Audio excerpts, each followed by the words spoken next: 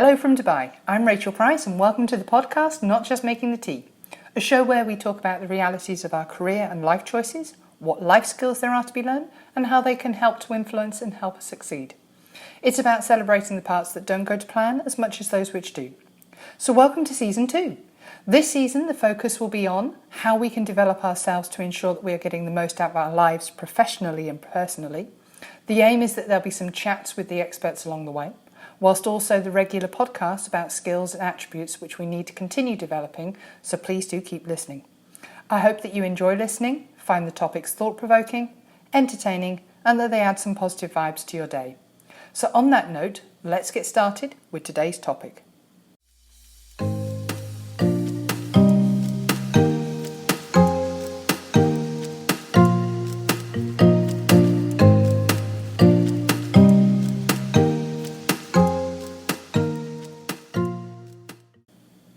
Building habits. I'm really bad with names. My students will totally vouch for this. I'm not really a morning person.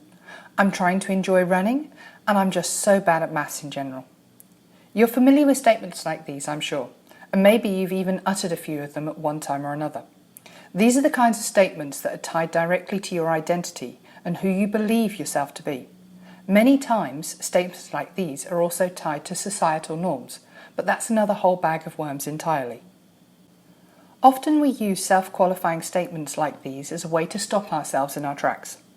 These types of phrases protect us from failed attempts to try something new, such as building that morning routine, learning a new skill, or quitting a bad habit. So today we talk about habits, and specifically around the misconceptions around habits. Things such as what are habits, what aren't habits, what are good habits as opposed to bad habits, and how do we kick those bad habits to the curb. And then finally, how long does it take to start a new habit and for it to stick? To answer some of these questions, I turned to the New York Times bestseller, Atomic Habits, an easy and proven way to build good habits and break bad ones by James Clear. According to Clear, the phrases above are a product of identity-based habits. Clear explains that once you have adopted an identity, it can be easy to let your allegiance to it impact your ability to change. This was a little bit of a light bulb moment for me. We all have these roadblocks that can make certain things seem impossible because of our preconceived and perceived identities. In order to kick old habits and start new ones, we need to have an honest talk with ourselves about who we are versus who we believe ourselves to be. From there, we could work on our habits, ditching the bad ones and creating others that encourage forward movement. So, let's dive on into the topic of habits. What is a habit anyway? So to start with, here are a few definitions for the word habit. A habit is a settled or regular tendency or practice, especially one that is hard to give up. A habit is an acquired behaviour pattern regularly followed until it becomes almost involuntary. A habit, from the standpoint of psychology, is more or less a fixed way of thinking, willing or feeling acquired through previous repetition of a mental experience. So we can definitely say that habits become habitual, especially when they transform into unintentional tendencies. But how long does that process take? So how long should it take to quit a bad habit? Many of us have heard of the 21-day rule, which says that good habits take approximately 3 weeks to stick. So this rule came about after an event evidenced by the 1950s plastic surgeon Maxwell Maltz. When performing these operations, Maltz noticed that it would take his patients around 21 days to get used to their new face. His experiences prompted him to think about his own behaviour and habits. Of these observations, Maltz noted, these and many other commonly observed individual perceptions tend to show that it requires a minimum of about 21 days for an old mental image to dissolve and a new one to gel. This quote was published in a book called Psycho-Cybernetics, which went on to sell 30 million copies. So you can see why the 21-day rule came to be the habit law. But what is the real timeline of changing a habit? The thing about Maltz's 21-day advice is that, even though he was a doctor, he was relying on his experiences, his anecdotal experiences, and how he operated. Honestly, no pun intended.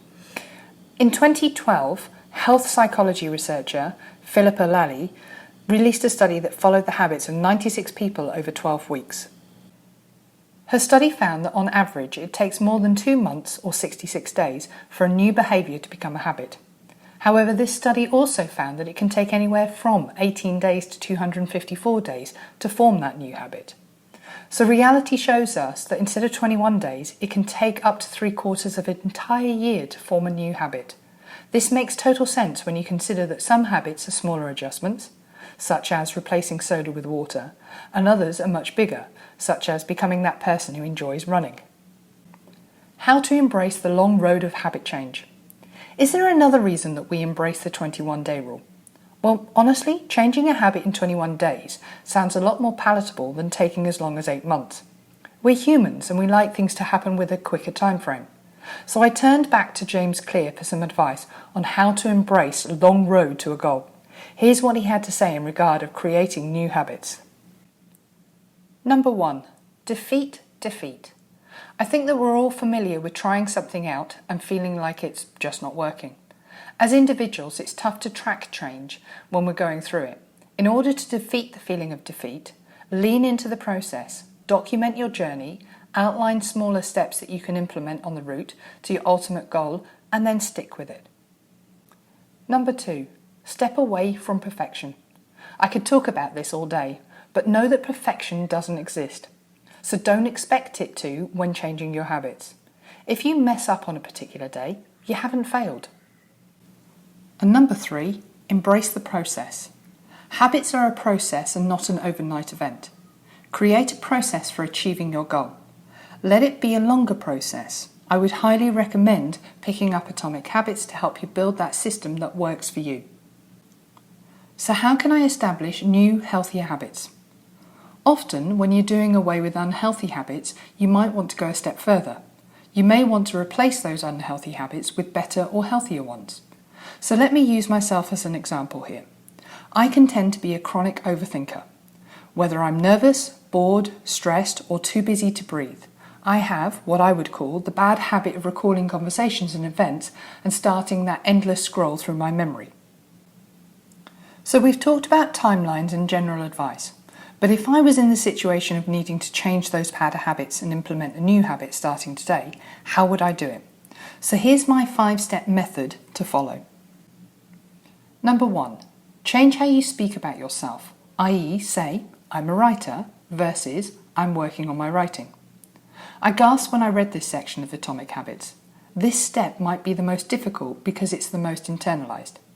Sometimes the barrier to forming new habits is what's happening deep inside ourselves. Consider your goal or your habit that you'd like to strive for. What sort of language is your typical barrier, and how can you adjust this? Number 2, create routines that support habits and goals. Once you've created your goal, map it out. Create a process that supports your overarching goal. Consider supplementing it with smaller goals that keep you on track. Number 3, surround yourself with supportive individuals. We all know that we're heavily influenced by those that we surround ourselves with, but cutting out toxicity is more difficult than it seems. If you're working on a certain goal, you will want to surround yourself with those who will be more supportive. For example, if you're looking to become a morning person, you'll probably want to give your late-night party friends a bit of a break. Number 4, create an environment which is conducive to your good habits. Just like surrounding yourself with people who are going to buttress your new habits, you'll want an environment to fit it too. So create an environment in which your habits can thrive. For example, if you're trying to quit smoking, you'll want to skip the ciggy breaks at work. Instead, create a new space for your new habits. Number 5, build slowly and take it easy on yourself. Your habits are going to take a minute or even a few months to build, so give yourself some grace. Build it slowly. In fact, when creating your processes, build it as slowly as possible and work on from there. If you fall off for a day, don't worry, you haven't failed. Think about these quotes from Charles Kettering, an American inventor, engineer, businessman, and the holder of 186 patents. He was also founder of Delco and was head of research at General Motors from 1920 to 1947, so he knew a thing or two about failing. He is quoted as having said, "One fails forward towards success. Believe and act as if it was impossible to fail. And finally, it doesn't matter if you try and try and try again and fail. It does matter if you try and fail to try again. So remember that building new habits is not a quick process, and that there will be days when it feels like it's a waste of time and effort. But keep at it and one day it will stick. Remember, it's all one step at a time. So that's today's podcast. I hope you found it interesting and helpful. Thank you for taking the time to listen. If you've enjoyed this episode, then please subscribe and get new episodes sent to you weekly. You can do that for free via Apple Podcast, Spotify, Google Podcast and other podcast providers. I appreciate everyone who takes the time to listen, so subscribe, like, tell your friends and send me any comments and feedback. Maybe even rate the podcast. Also, check out the Instagram page, Not Just Making the Tea, for more information on these topics and more. For activities and resources, check out the Learning Hub on educationyala.teachable.com. A direct link is in the podcast information. Thank you once again, keep safe, chat soon. Have a great day.